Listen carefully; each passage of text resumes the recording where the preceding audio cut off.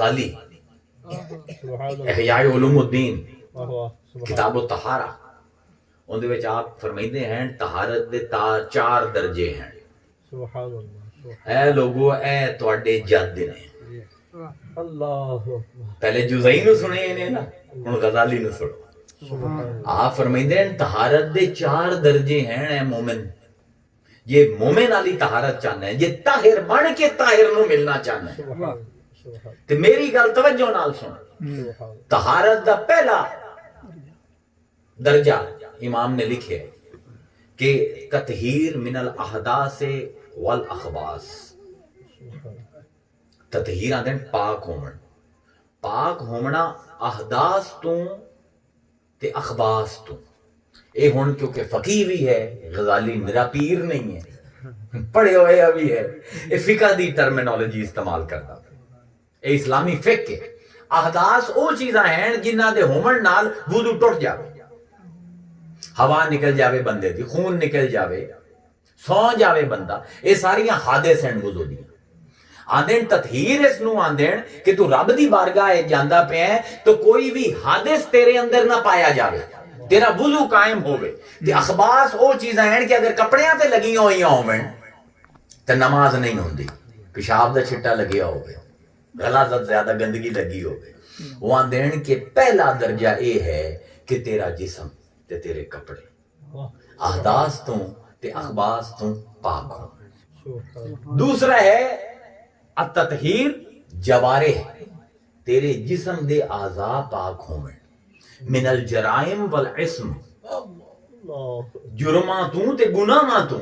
کیونکہ غزالی آتے ہیں جس ویلے تیرے ہاتھ گناہ کریں دیں تینوں نہیں نظر آمدا پر تیرے ہتھاں تے سیاہی لگ جاندی. جی مجرم چوری کریں نا تو فنگر پرنٹ لگ جاندے. آج پولیس والے وہ پاؤڈر چھڑک کے فنگر پرنٹ ریکور کر لیندے. ایویں غزالی آندا ہے جس ویلے تیری اکھاں گناہ کریں دیاں, تیری اکھاں دے وچ غلاظت آ جاندی اس گناہ دی.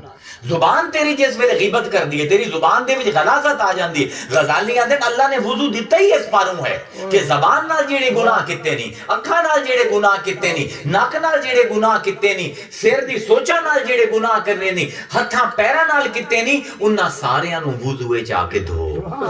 ساڈے حضور پیش ہوں سبحان اللہ. تطہیر الجوارح من الجرائم والعصم. تے پھر غزالی دا کمال ہے آندا ہے پر بعض انسان دے وچ ایسی جگہ بھی پائی جاندی ہیں جتھے پانی وڑدا ہی نہیں. وضو اکھاں نوں تے دھو لئی سی, پیراں نوں تے دھو لئی سی, زبان دی کھلی تے کر لئی سی, پر دل دے وچ تے پانی نہیں وڑدا. واہ غزالی کیا بات ہے تیری. غزالی آندا ہے کہ پھر تیسرا درجہ ہے طہارت دا تطہیر قلب, اس دل نو صاف کرنا. ان اخلاق مذمومہ, بھڑے اخلاق تو.